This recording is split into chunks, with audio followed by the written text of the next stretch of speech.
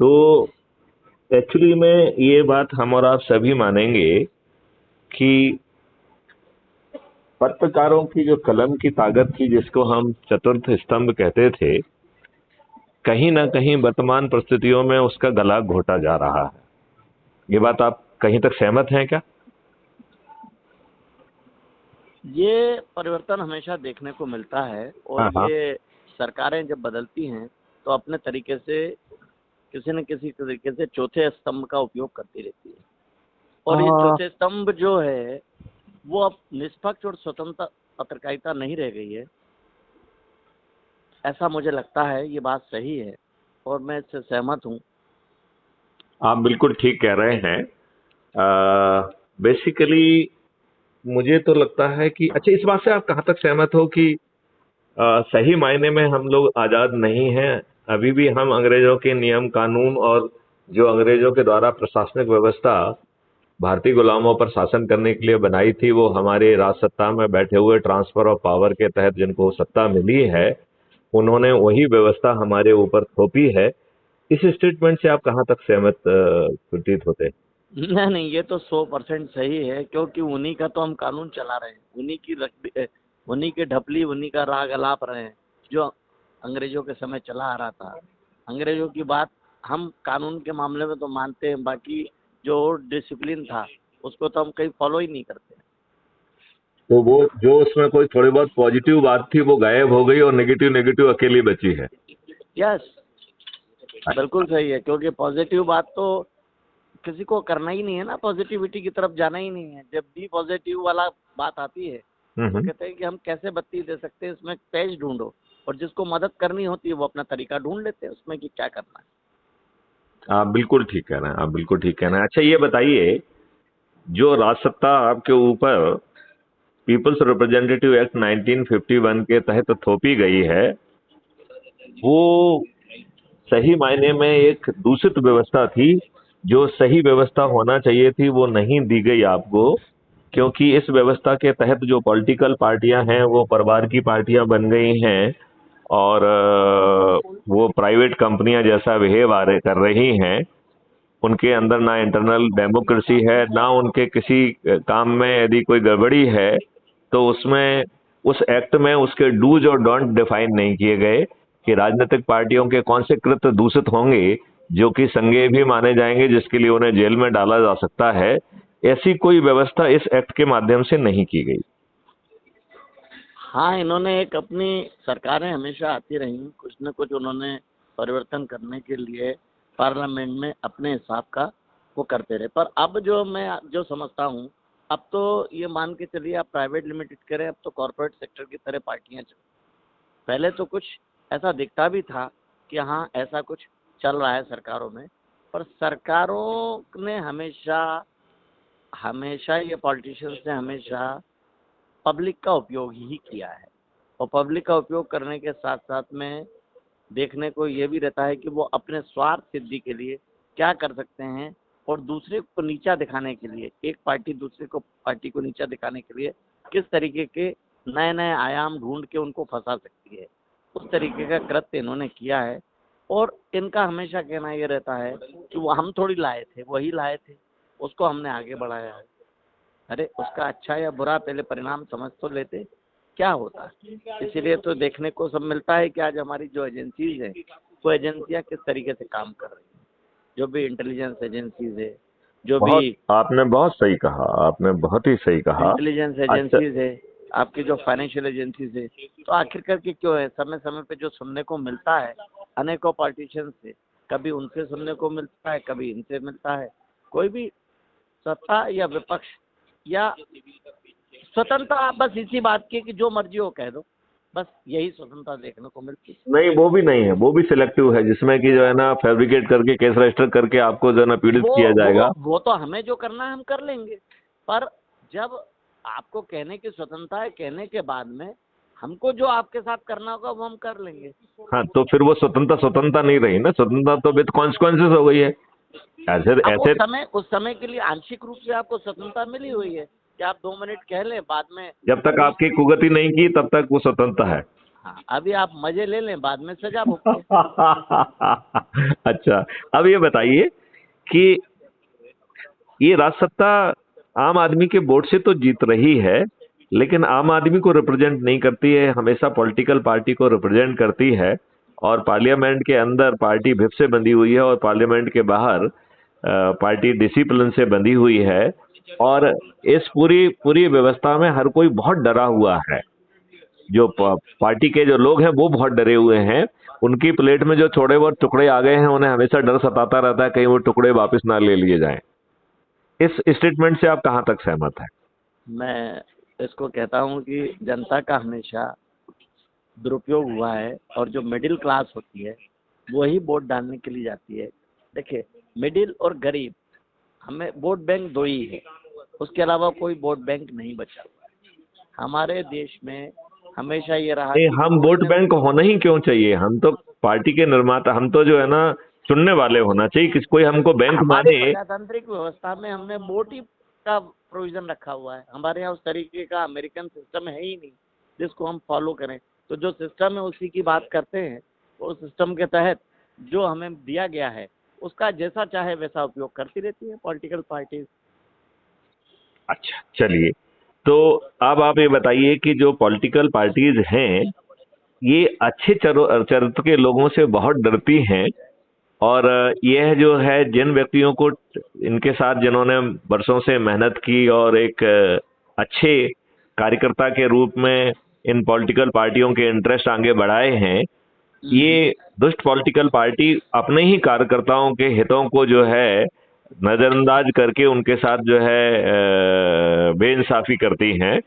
और ये हमेशा गलत लोगों को टिकट देती हैं। ये उन लोगों को टिकट देती हैं जो इन्हें बदले में बहुत ज्यादा पैसा दे दे, या अपने बड़े नेताओं और आकाओं के बच्चों को टिकट देती है जिनके दूध के दांत भी नहीं टूटे होते हैं, या जो दूसरी पॉलिटिकल पार्टी के लोग हैं जो अपने हित साधने के लिए, जहां उनको लग रहा है कि अब उनकी पॉलिटिकल पार्टी में उन्हें सत्ता सुख नहीं मिलने वाला है, तो शुद्ध स्वार्थ के लिए जो पॉलिटिकल पार्टी बदलते हैं, उनको ये अपने मंच पे भी बिठाते हैं, 2 साल भी पहनाते हैं, नारियल भी देते हैं, साथ में जो है टिकट भी देते हैं और मंत्री पद भी देते हैं। और सरकार बनने बिगड़ने का यदि स्थिति बन रही है तो भर भर के पैसे भी देते हैं। ठीक क्या है ना? होता है ये जो है, क्या होता है, अतिथि जो है देवो भव, हमारे यहाँ इस तरीके का सिस्टम चलता है। उसको तो अतिथि। ये जो हमारे पास जो आया है, हम्म। ये तो हम इसको, जो हमारे पास है उसका तो हम उपयोग कभी भी कर लेंगे, पर जो हमारे पास आया है उसका उपयोग करने के लिए इस सत्ता पक्ष के जो पॉलिटिकल पार्टियां होती है वो उसका उपयोग करके वो आगे बढ़ जाती है। और नहीं नहीं, सवाल नहीं है। सवाल इसमें ये है कि उनके जो खुद की पार्टी के कार्यकर्ता हैं, जो बरसों से जो है एक सिपाही की तरह एकदम पूरी पता है सही। ना पॉलिटिकल पार्टियों को कि ये तो कहीं जाने वाले नहीं है, जो नया आया है उसका पहले उपयोग कर लें और बाद में देखा जाएगा। अगर वो चले जाते हैं नहीं तो उसको भगाने की कोशिश। बाद में भी देखने का कहाँ मौका मिलता है? ये तो बेचारे जो है ना पीड़ित ही बने रहते हैं। वो तो हमेशा पीड़ित बने रहेंगे, क्योंकि वो पीड़ित शोषित ही रहेंगे। और वो, क्योंकि वो पीछे छूटने का कारण यही रह गया उनका, जो उनको समय रहते हुए उन्होंने कुछ पाया नहीं। और फिर जो है ये जाति और धर्म के आधार पर भी टिकट बांटते हैं। तो ये दूरबीन लगा के अयोग्य लोगों को खोजते हैं, क्योंकि योग्य लोग जो है ना इनकी खुद की सत्ता के लिए चुनौती ना बन जाएं। और ये जो है स्वयं मीडियोकर लोग हैं, बहुत मतलब बुद्धिमान लोग नहीं हैं। तो इन्हें सुपर मीडियोकर लोग चाहिए जो उनके लिए चुनौती ना बने। इस बात से आप कहाँ तक सहमत हैं? मतलब जो हाई कमांड में लोग बैठे हुए हैं जो कि पूर्णतया औसत बुद्धि के लोग हैं, ये औसत बुद्धि के लोग जो है सुपर जो है औसत, मतलब बिलो जो है ना एवरेज लोगों को, योग्यता वाले लोगों को खोजते हैं। इसलिए कि हमेशा ये रहता है कि समझदारों पे, बेवकूफों पे समझदार ही राज करता है। इसलिए उनसे ज्यादा बैठ जाएगा तो उसको कैसे लेके आए। तो आपका कहना है कि हाँ ऐसा हो रहा है, इस बात से तो सहमत है ना? बिल्कुल 100%। क्योंकि इसलिए कि हमेशा ये उपयोग होता रहा है कि अपने मतलब से ज्यादा बड़े वाले को हम नहीं आगे बढ़ाएंगे, उसने नहीं देंगे। ठीक है ना?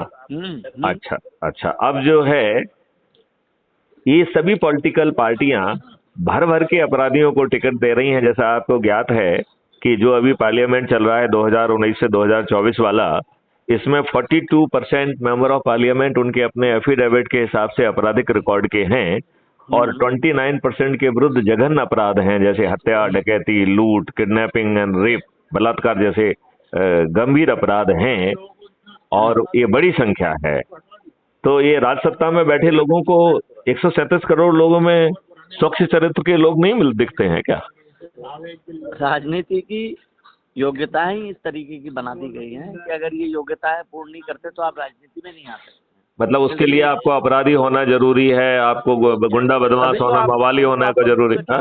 किसी भी तरीके से, चाहे बाहुबली बन के काम करें, चाहे पब्लिक के बीच में मीठा बन के काम करें, ये तो हमेशा होता रहा। और इस 36 करोड़ में कितने राजनेता ऐसे हैं जिनके ऊपर इस तरीके के मामले बने हुए हैं। हम लोगों ने बात की कि साहब ये लोग जो है गलत लोगों को टिकट देते हैं, जिसमें कि राजन जी हमसे काफी हद तक सहमत दिख रहे हैं और जिसमें कि ये बात चर्चा में आई कि जो ज्यादा पैसा देता है उसको टिकट दे देते हैं अपने जो होना चाहिए। नहीं, वो तो अलग अलग क्वालिफिकेशन हो गई। एक तो पैसा वाली सीधी क्वालिफिकेशन हो गई, दूसरी जो क्वालिफिकेशन है वो आकाओं के, बड़े नेताओं के बच्चे होना है, तीसरी क्वालिफिकेशन है कि आप दल बदलू हों और आपके आने से जो है हमें थोड़ा बहुत फायदा मिल जाए तो दल बदलुओं का खुद स्वागत है। फिर चौथी क्वालिफिकेशन है कि आप अपराधी हों तो, और पांचवी क्वालिफिकेशन है जातीय धर्म के आधार पर अयोग्य व्यक्ति हों। तो इस 5 क्वालिफिकेशन में हम लोग आमतौर पर सहमत दिख रहे हैं। तो अब आगे की बात करें, अपन ये जीतते कैसे हैं? तो मैंने इसमें राजेश जी थोड़ी सी रिसर्च की है और मैं आपका इतना बड़ा पत्रकारिता का अनुभव है, मैं आपकी भी उसमें इनपुट लेना चाहूंगा कि आप किस हद तक उससे सहमत हैं या आप उससे असहमत हो तो आप फ्रेंकली अपनी बात कहिए। मैं जब इसको देखता हूं तो मुझे लगता है कि सभी पॉलिटिकल पार्टियों ने अपनी आईटी विंग बना ली है और वो जो आईटी वाले हैं वो भी अपना जो है ना कार्ड लेके घूमते रहते हैं, तो एकदम बिल्कुल खुल्लम खुल्ला वो भी इसको बड़ा फक्र महसूस करते हैं कि वो आईटी के उसके हैं जी।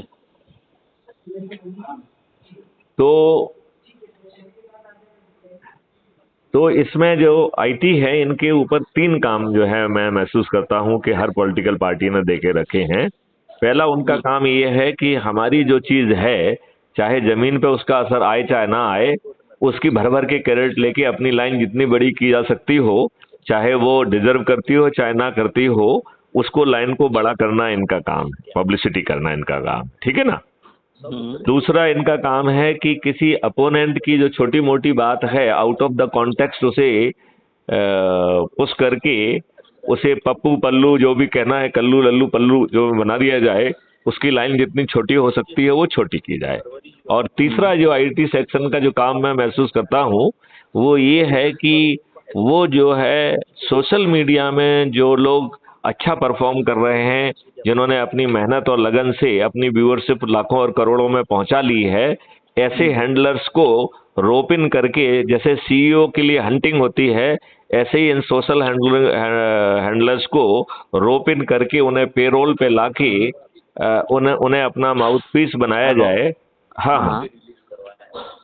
तो इस बात से आप कहाँ तक सहमत हैं कि इनका आईटी सेल यही काम कर रहा है? देखिए, इसमें मैं कुछ कहना इसलिए नहीं चाहता हूँ जी।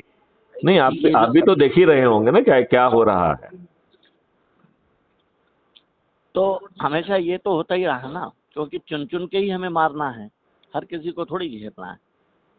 तो आप सहमत हैं कि जो मेरी एनालिसिस है वो ठीक है, मतलब आप इसमें आपको कोई मतलब आप बाय एंड लार्ज सहमत हैं। अच्छा, अब आप इस बात से कहाँ तक सहमत हैं कि प्रिंट मीडिया, इलेक्ट्रॉनिक मीडिया, ये सब पेड मीडिया हो गए हैं और भर भर के पैसा देके इनसे जो चाहा जाता है वो छपवाया जाता है, जिसको आप पेड न्यूज कहते हैं? देखिए, मैं एक पत्रकार होने के नाते ये तो कह सकता हूँ कि इसका उपयोग तो होता है पर पूर्णतः नहीं होता है। नहीं, पूर्ण की बात नहीं कर रहा हूँ मैं, तो एक स्ट्रेटेजी की बात कर रहा हूँ ना। 100% तो कोई चीज नहीं होगी, मतलब पेड न्यूज। अच्छा चलिए, अब पेड न्यूज से थोड़ा सा आगे निकलते हैं। जो पहले आम सभाएं होती थी जिसमें कि लोग बाग दौड़ दौड़ के जाते थे, अपने लोकप्रिय नेता को सुनने के लिए जाते थे।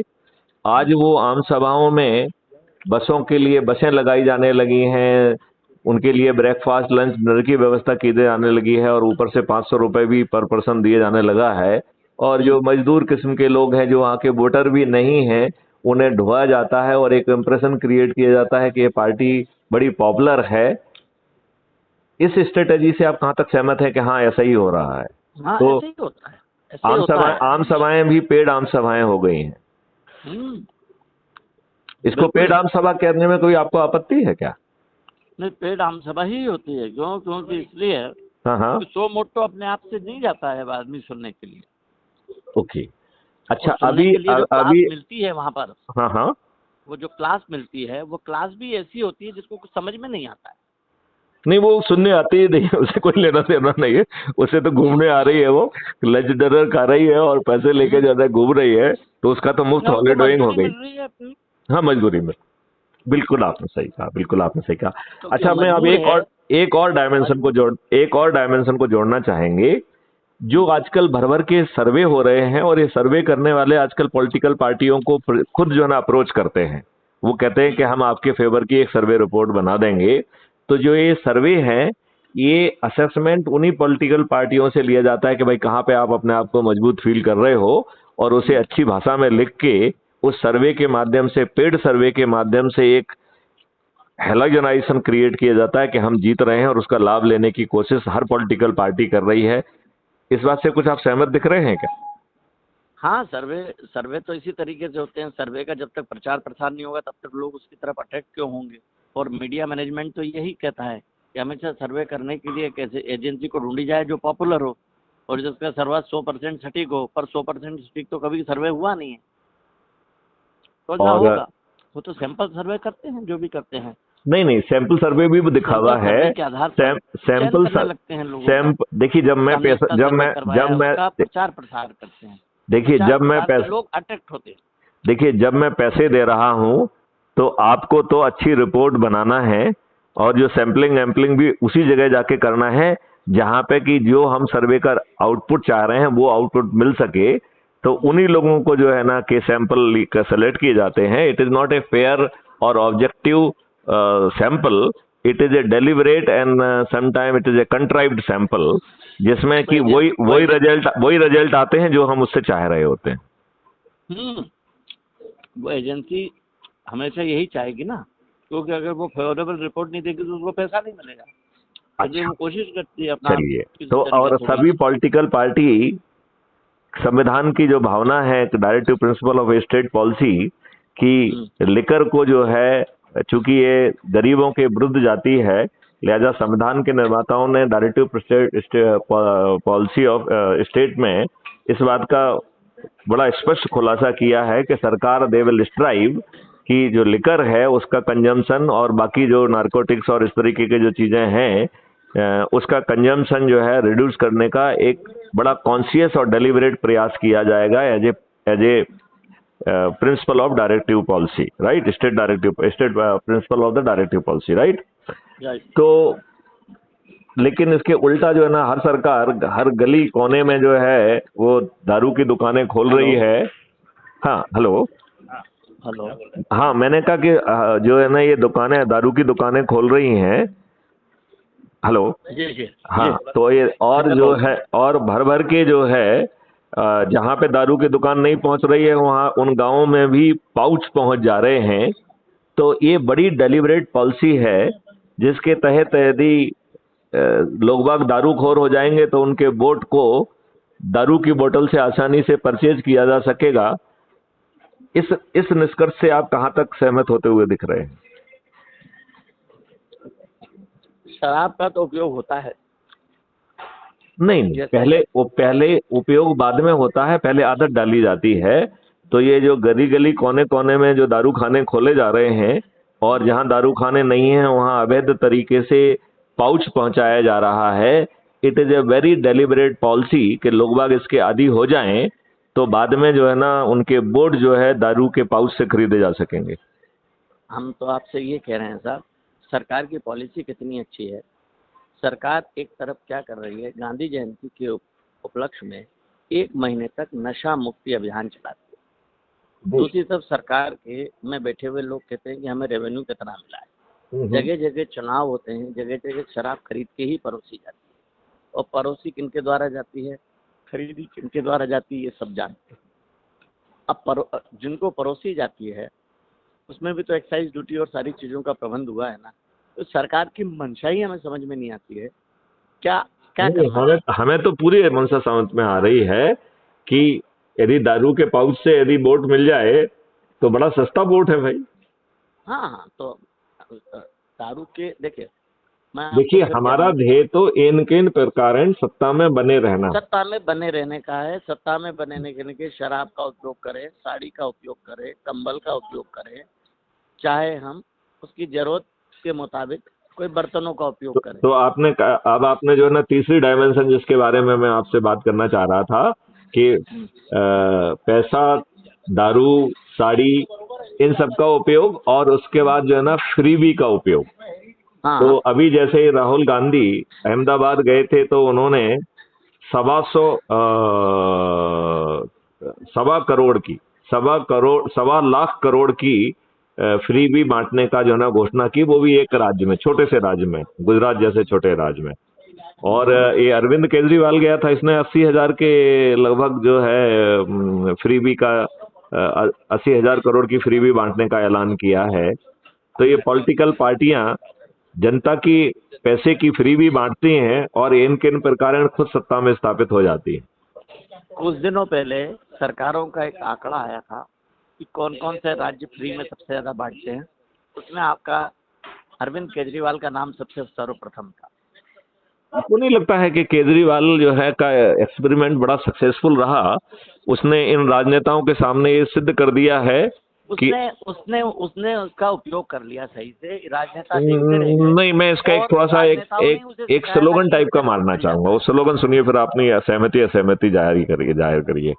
केजरीवाल ने इन राजनेताओं को ये सिद्ध कर दिया है कि उम्र में तो मैं तेरा बच्चा हूं, लेकिन अकल में तुम्हारा बाप हूं। तुम यदि इस देश को बेच सकते हो तो मैं उसे और जल्दी बेच सकता हूं।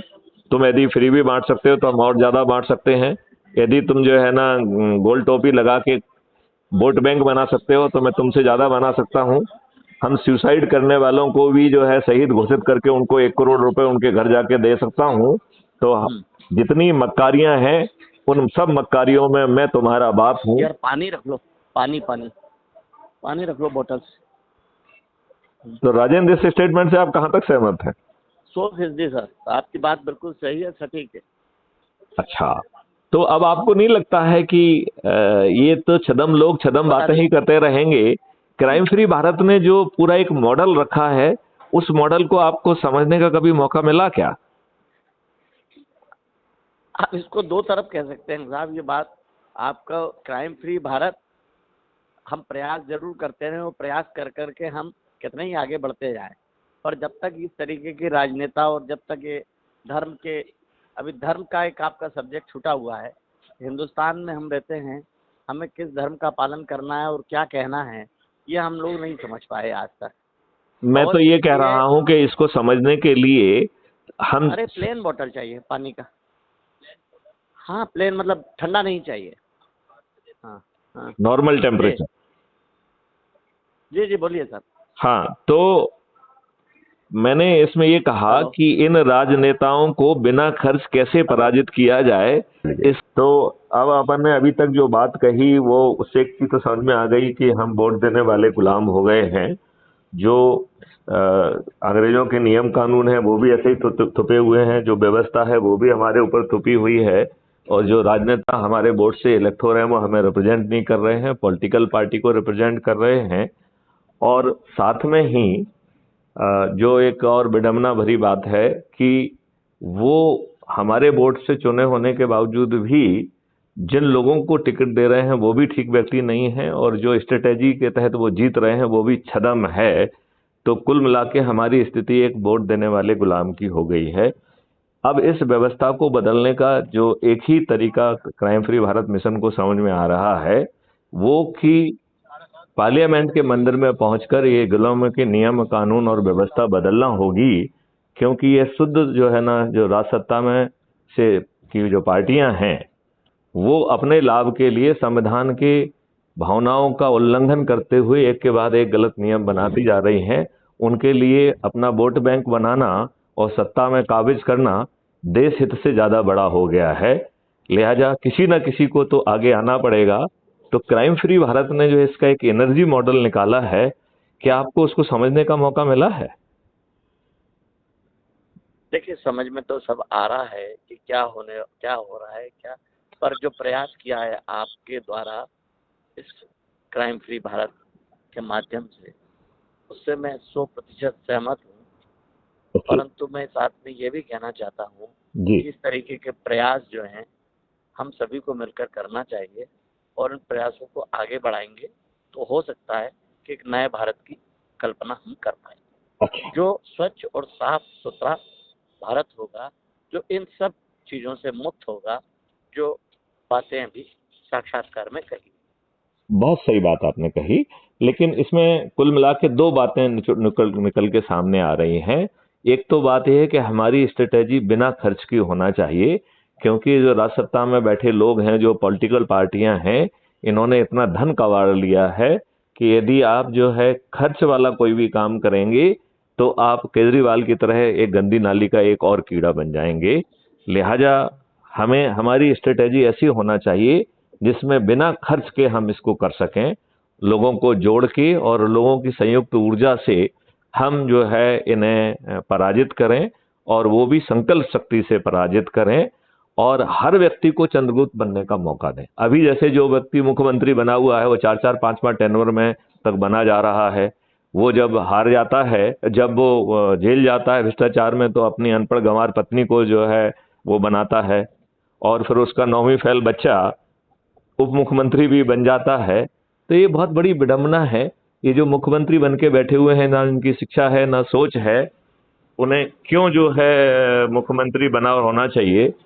क्यों ना जो है चंद्रगुप्त पैदा किए जाएं जो लोगों को जोड़ें, और जो जितने अधिक जो है लोगों को जोड़ेगा वही एक आंकड़ा है जो कि जिसके आधार पर, जिसको हमने प्रतिष्ठा पॉइंट कहा है, उस प्रतिष्ठा पॉइंट के आधार पर उसे टिकट भी मिलेगा, विधायक का भी और सांसद का भी, और उसे जो है सब जुड़े 100 करोड़ से के लगभग जुड़े हुए लोग उसे संकल्प शक्ति के आधार पर बिना चुनाव प्रचार के जिताएंगे, और बाद में उसी के उन्हीं प्रतिष्ठा पॉइंट के आधार पर, जिसके ज्यादा प्रतिष्ठा पॉइंट होंगे, वो मंत्री भी बनेगा और मुख्यमंत्री भी बनेगा। तो इस जो अभिनव प्रयोग है, इसके बारे में आपको कैसा लग रहा है? कि आपको समझने का मौका मिला है क्या? कोई भी राजनीति में आने के लिए किसी भी, ये राजनीति नहीं है, इसमें राजनीति का कोई चक्कर ही नहीं है, ना राजनीतिक पार्टी है ना राजनीति है। ये तो स्ट्रेटेजी है जो एनर्जी मॉडल के आधार पर है, जिसमें चंद्रगुप्त पैदा किए जा रहे हैं। और चंद्रगुप्त यहाँ पे कोई युद्ध नहीं लड़ना है, उन्हें केवल अपने परिवार के लोगों को जोड़ना है, अपने जो है मित्रों के को। अंदर चलना है। जी जी, हेलो। तो उन्हें जो है अपने आप को जोड़ना है, अपने परिवार के लोगों को जोड़ना है, मित्रों को जोड़ना है, और अपने जो ढेर सारे सर्कल्स होते हैं उनके जो जुड़े हुए लोगों को जोड़ना है। और उसमें उनको एक लीवे भी दे दिया गया है कि जो बहुत विद्वान लोग हैं, स्वार्थी हैं, खुदगर्ज हैं, जो सिर्फ अपने भले के लिए जीते हैं, और वो हमारे लिए, वो विद्वान हो सकते हैं लेकिन हमारे लिए वो पत्थर हैं। तो जो कोई पत्थर समझ में आ जाए तो उसे किनारे करते हुए आगे बढ़ा जाए। और ये तो हो गई इंटरनल डायमेंशन। अभी हमने कल एक एक्सटर्नल डायमेंशन भी इसकी लॉन्च की है, जिसमें युवाओं और विद्यार्थियों को जोड़ना है, पहला। दूसरा जो है लोकल सेल्फ गवर्नमेंट के जो लोग हैं, पंच एंड सरपंच, जिन्हें राजनेताओं ने अपने हाथ की एक कठपुतली सा बना दिया है, और जो एक तृतीय लेवल की सरकार होना चाहिए, 3rd tier of the government होना चाहिए, उसे नहीं बनने दिया जा रहा है। तो दूसरा जो है पंच सरपंचों को जोड़ा जाए और उनके माध्यम से हर गांव के हर व्यक्ति तक पहुंचने की कोशिश की जाए। और तीसरा जो है वो ये पार्टियों के जो कार्यकर्ता हैं जिनके हितों को नजरअंदाज किया जा रहा है, उनको जोड़ा जाए और उन्हें अपनी पॉलिटिकल पार्टी छोड़ने की जरूरत नहीं है, क्योंकि क्राइम फ्री भारत मिशन कोई पॉलिटिकल पार्टी नहीं है। तो वो अपनी पॉलिटिकल पार्टी का काम करते रहें, हमें उसमें कोई आपत्ति नहीं है। हम चाहेंगे कि वो क्राइम फ्री भारत मिशन से भी जुड़ें, अपना खुद को भी जोड़ें, अपने परिवार वालों को जोड़ें, मित्रों को जोड़ें, रिश्तेदारों को जोड़ें और सर्कल के लोगों को जोड़ें। और जो प्रतिष्ठा पॉइंट मिलेंगे उसके आधार पर, उनके यदि अधिक प्रतिष्ठा पॉइंट होंगे तो उन्हें स्वतः जो है विधायक या सांसद का टिकट भी ऑफर किया जाएगा। ये उनकी मर्जी है, यदि उन्हें लगता है कि उन्हें अपनी पॉलिटिकल पार्टी में टिकट में ज्यादा फायदा है तो वहां पे कर लें, नहीं तो क्राइम फ्री भारत मिशन का तो उन्होंने अपनी श्रम, अपने मेहनत के आधार पर जो है ना उसे पाया है, वो तो उसको ले ही सकते हैं। यदि वो पॉलिटिकल पार्टी वाला टिकट लेते हैं तो उन्हें भर भर के खर्च भी करना पड़ेगा, क्योंकि क्राइम फ्री भारत मिशन तो जो है अपने वॉलंटियर्स के माध्यम से अपने सदस्य जो की संख्या 100 करोड़ तक पहुंचेगी, तो उनके माध्यम से थाली बजाकर, दीपक जलाकर और हर दिन संकल्प को दोहरा के कि ये हमारा चंद्रगुप्त है, हम इसे विजयी बनाएंगे, तो वो संकल्प शक्ति के सामने इन नेताओं की छद्म नीतियां नहीं चल पाएंगी और हम बिना किसी खर्च के लोगों को जिता पाएंगे। और फिर उन्हीं में से जिनके ज्यादा प्रतिष्ठा पॉइंट होंगे वो मुख्यमंत्री और मंत्री भी बनेंगे। तो इसमें बिना उसके सिर्फ मेहनत के आधार पर हर व्यक्ति को बराबर अपॉर्चुनिटी है कि यदि वो मेहनत करेगा तो वो मंत्री भी बनेगा, मुख्यमंत्री बनेगा और वो जो है सांसद में भी पहुंचेगा। और फिर संसद में पहुंचकर, पार्लियामेंट में पहुंचकर नियम कानून बदलकर जो गुलामों वाली व्यवस्था है वो बदली जाएगी, तो नियम कानून भी बदले जाएंगे और व्यवस्था भी बदली जाएगी। और आगे चल के हम खर्च विहीन जो है चुनाव व्यवस्था लेके आएंगे और उसमें भी 2 लेवल के चुनाव होंगे। एक पहले लेजिस्लेचर का होगा और फिर उस लेजिस्लेचर पॉलिटिकल एग्जीक्यूटिव का बाकायदा चुनाव करेंगे। तो कोई भी व्यक्ति प्रधानमंत्री के प्लेजर पर या मुख्यमंत्री के प्लेजर पर अपना पोर्टफोलियो होल्ड नहीं करेगा। ये लोग जो है, जो पॉलिटिकल एग्जीक्यूटिव हैं, सो कॉल्ड मंत्री एक्सेट्रा, ये पार्लियामेंट में तो बैठेंगे लेकिन इन्हें वोटिंग राइट नहीं होगा। ये पार्लियामेंट में 2 काम से बैठेंगे, एक तो जो है ये ड्राफ्ट लॉ पेश कर पाएंगे और दूसरा जो है ये इन्हें जो सांसद हैं उनके प्रश्नों के जवाब देना होंगे। लेकिन सरकार जो है पार्लियामेंटेरियन के मेजॉरिटी के ऊपर डिपेंड नहीं करेगी, तो वो जो है पूरा अपना समय पूरा करेगी। तो ये दल बदलुओं वाली समस्या भी खत्म हो जाएगी। और जो सुप्रीम कोर्ट आज कहता है कि साहब कोई भी नियम कानून बन रहा है उसमें कोई बहस ही नहीं हो रही है, तो इस नई व्यवस्था में सांसद सेक्शन वाइज जो है एक्ट को पारित करेंगे। तो पूरा एक्ट पारित होने की बजाय सेक्शन पारित होंगे। तो ऐसी व्यवस्था जो है संभव हो सकेगी जहां पर खर्च विहीन जो है चुनाव होगा और खर्च करना अपने आप में एक संज्ञेय अपराध होगा। और आगे चल के क्राइम फ्री भारत मिशन का सोचना है कि सभी समस्याओं की जड़ जो है ये पेपर करेंसी है। इसी के कारण भ्रष्टाचार होता है, इसी के कारण जो है हवाला होता है। जितनी भी गड़बड़ियां होती हैं, चाहे वो ड्रग माफिया हो, चाहे वो हथियार माफिया हो, चाहे टुकड़े टुकड़े गैंग हो जो उसमें बाहर से पैसा आ रहा है, ये सिर्फ इसलिए हो पा रहा है क्योंकि पेपर करेंसी है। जैसे ही हम पेपर करेंसी को विलुप्त कर देंगे, देखिए आजकल कितना अच्छा होता है, फोन पे से ही मजदूर का पेमेंट हो जाता है, तो that is a very good thing. तो जैसे ही हम पेपर करेंसी मुक्त भारत करेंगे तो हम भ्रष्टाचार से भी मुक्त हो जाएंगे, हम जो है ना हर चीज से मुक्त हो जाएंगे। और उसके पीछे क्राइम फ्री भारत का जो 5 जो है सुनिश्चितताओं वाला मॉडल है, जहां बिना थाने जाए आपकी FIR भी दर्ज होगी, 15 दिन के अधिकतम समय में क्राइम फ्री भारत का टेक्नो इंजन अकाट साक्ष्यों को इकट्ठा करने में सबसे साधारण पुलिस ऑफिसर की मदद कर पाएगा। और फिर 30 दिन में अधिकतम समय में video based distributed trial system के माध्यम से बिना कोर्ट जाए ट्रायल होगा, जो आज की तुलना में 1000 गुना ज्यादा पारदर्शी होगा। तो ऐसी व्यवस्था में अधिकतम 45 दिन में यदि ये गड़बड़ करेंगे, भ्रष्टाचार करेंगे, तो 45 दिन के अंदर उनको सजा मिल जाएगी और वो जेल में सड़ने के लिए मजबूर होंगे। तो ये सब विद्वान लोग हैं, ये बिल्कुल भ्रष्टाचार नहीं करेंगे। इस बात से आप सहमत है कि नहीं? बिल्कुल ठीक कहना है आपका, प्रयास अच्छा है।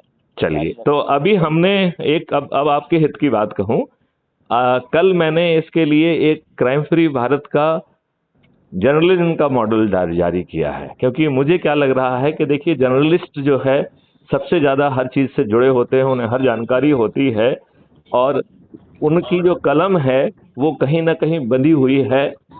और वो बहुत सारे कारणों से जो उनको स्वच्छंदता से जो तरीके से लिखना चाहिए वो नहीं लिख पाते हैं।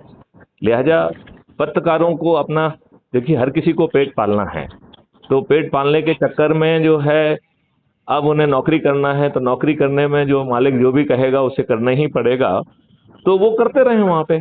क्राइम फ्री भारत मिशन में जुड़ के यहाँ पे स्वच्छ रूप से वो लिख भी पाएंगे इसके प्लेटफॉर्म पर, और अपने जो है परिवार के लोगों को, अपने रिश्तेदारों को, मित्रों को, अपने सर्कल के लोगों को जोड़ेंगे, तो जो ये संख्या है 100 करोड़ की, ये बहुत आसानी से हासिल की जा सकती है। सर एक मिनट सर जी। एक मिनट। जैसे मैं देवास पहुंच रहा हूँ, सीएचओ के ऑफिस में, ये सीएचओ का ऑफिस कहाँ है, तुम कहाँ हो? सर कहाँ हो? मुखर्जी नगर कहाँ हो सर? देवास में ना? देवास में ना? हाँ, तो 15 मिनट लगेंगे मुझे पहुंचने में। तो कौन मिलेगा, क्या है, कहाँ जाना है, बताओ ना, तो फिर अपन आगे बढ़े उसको बात करें। अरे पता तो कर लो कौन जाएगा मेरे साथ यार, ये बताए ना। हाँ, हद कर दिया।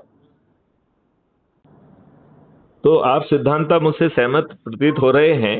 मैं चाहूंगा कि मैं आपको जो है पत्रकारों को जोड़ने का नेशनल प्रभार आपके हाथ में सौंपूं,